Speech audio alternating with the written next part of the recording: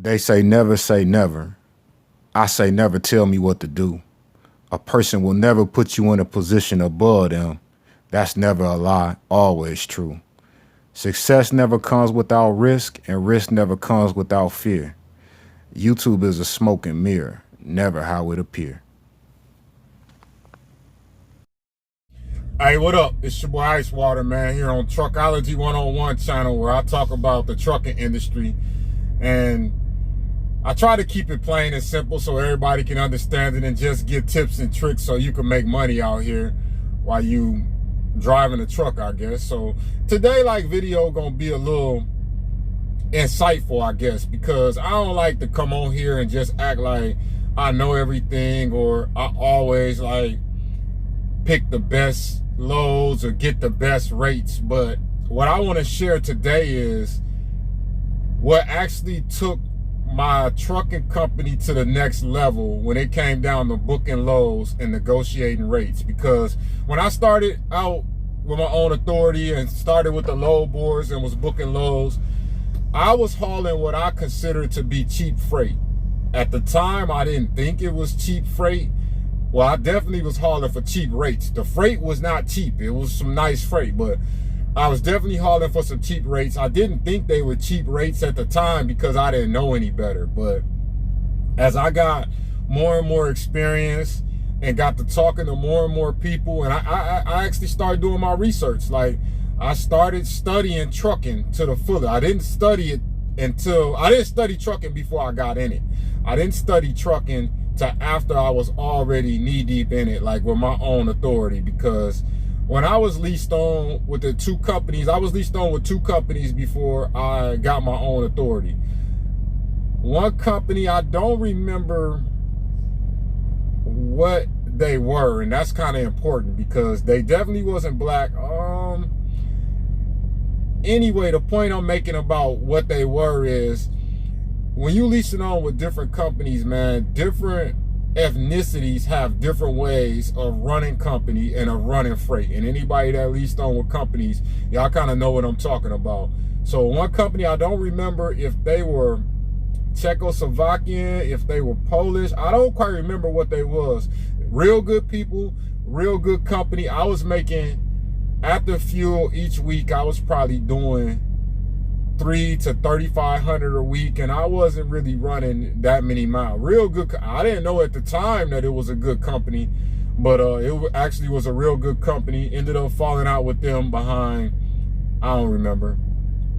Ended up linking up with a white woman who had her trucking company, and y'all hear me talk about her a lot in my older videos. But she ran what I consider to be cheap freight at the beginning, but at the end, she ran some really, she was getting some really decent rates. And what happened with her is she had like 5 or 6 trucks, and the drivers would get accidents and they would have claims, and then the insurance just became too much for her to continue to go on. She wasn't making any money, so then it pushed me to get my own authority. So I don't even know why I told you all that, because I don't know that maybe it got something to do with this video, maybe it don't. But when I first started out, I wasn't really used to, the point of that was when I was working for those two companies, they really was throwing me alley-oops with the loads. I didn't really have to do no negotiating with brokers and stuff like that. Now, when I was with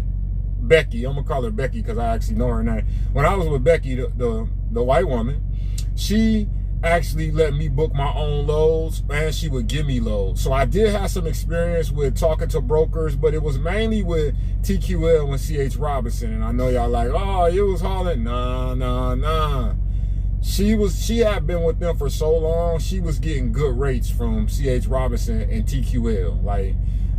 I probably need to do a video about some of the loads, because it was a lot of LTL freight. So anyway, it paid well. Anyway, my point is, I didn't have a lot of experience on the load boards when I got my own authority and actually went out on my own 24/7, and I didn't have her to run something by her to see if it was a good rate and all that. So I was pretty much just taking, if the broker told me the load was 450, I might ask for 500. They give me the 500, I run with it. I did like that model for quite some time. Long as I got 25 or 50 extra dollars off a load, I thought I was doing something. I thought I was, you couldn't tell me nothing. I thought I was the king negotiator. I knew everything to do. Till one day, I got to thinking about what trucking is all about. And when I say like this particular, changing this mindset of mine actually changed my whole direction in trucking. When I first started out in trucking, I was under the impression that I was selling the broker the use of my truck and my trailer, and I was pricing it accordingly based on that. One day I was sitting around, I think I had got mad. I think that I was supposed to be going home. Some things didn't go right. I ended up missing something. I don't recall exactly what it was. I don't know if it was a birthday party. I don't know if it was a volleyball game for my daughter, football game for my son. I don't know exactly what it was. I don't know if somebody was sick. I don't recall what it was, but it made me do a lot of reflecting. And that's when I had the like aha moment. It was like, I'm not selling the broker the use of my truck and my trailer. What I'm selling the broker is my time. And when that light bulb went off, that's when my pricing model started to change, because I'm like, my time is more valuable than what I've been getting. And, you know, like I said, I was looking at it. I'm just selling him the truck and the trailer. I go pick the load up. I deliver the load. This the price for that. Man, once I started realizing that trucking, when you booking your own loads and negotiating your rate, the truck and the trailer is a tool that you use to get the job done. But what you really selling the broker is your time. Man, once I start looking at it like that, I up my price, because time is the one thing you can't get back, and my time is very valuable. So I start charging them not only for my time, but the time that I was spending away from where I wanted to be. That changed everything for me. And like I said, I don't want to put it out there like I'm the best negotiator, because truth be told, I've walked away from some good loads over $25, over $50. They didn't give me the $25 I wanted. They didn't give me the $50 I wanted. Sometimes I get emotional and I forget that trucking is a business. And I say that because I probably could have established a relationship with that particular broker that I walked away from that load over $25, over $50. Was it worth it? At the time, for me, it was, because I stand on it. Like, I know, I pretty much know that the broker got at least at the minimum 15% more than whatever he's selling the load for. I'm just saying at the minimum. And when you had that in the back of your mind, that's sort of like the gift and the curse, because when you negotiate, you like, come on, bro. I know you got more money in it, and you know what this is, but so I'm not the best negotiator, because sometimes I'm not flexible. It depends on the day. Like, sometimes I might be flexible, sometimes not. I might just stand on it like Bigfoot. That's what I do.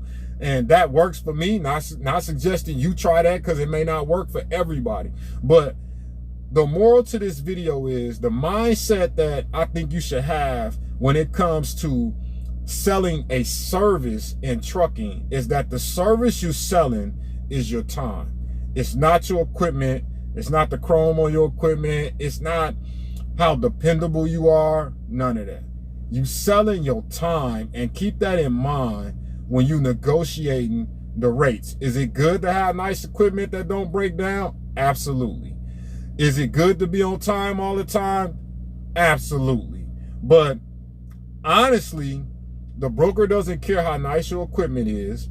The broker does care that you're on time, but very rarely will you find a broker who, like, you know what, my customer then discounted their rates, so since you've been on time all the time, I'm gonna go in my pocket and pay you the difference. No, they gonna come to you and they gonna be like, you know, can you come down on your rate and we continue to work with each other? Otherwise, I'm gonna have to go with another trucking company. So, you know, you gotta keep that in mind too. Look, hey, I held you long enough, man. If you change your mindset about what it is, what service you selling in trucking, you'll change your momentum, man.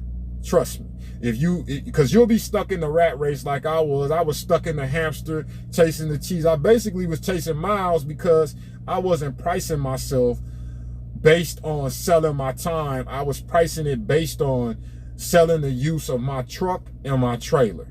This your boy Ice Water, man. Been through a lot of pain in my life, and I pray the Lord take it all away.